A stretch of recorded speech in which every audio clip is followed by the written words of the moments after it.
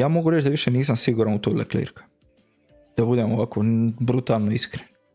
Ne znam, ja sam upratio jedan trenutak u utrci,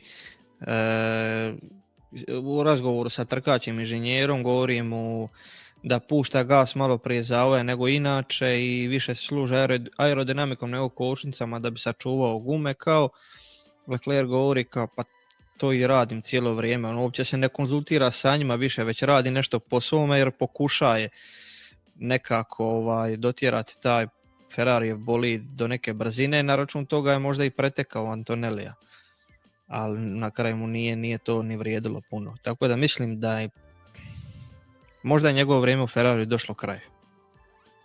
Da, i ja bih samo postavio još jedno pitanje, koliko je on izgubio tu u Ferrariju, da li je to više onaj Leclerc za kojeg su svi govorili da je on jedan od?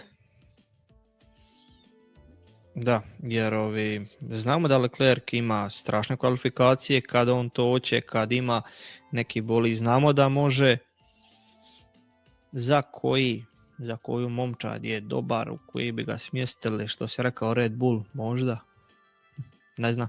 Mislim da bi njemu nakon Ferrarija svaka momčad koja je iole posložena bila plus, jedan napredak.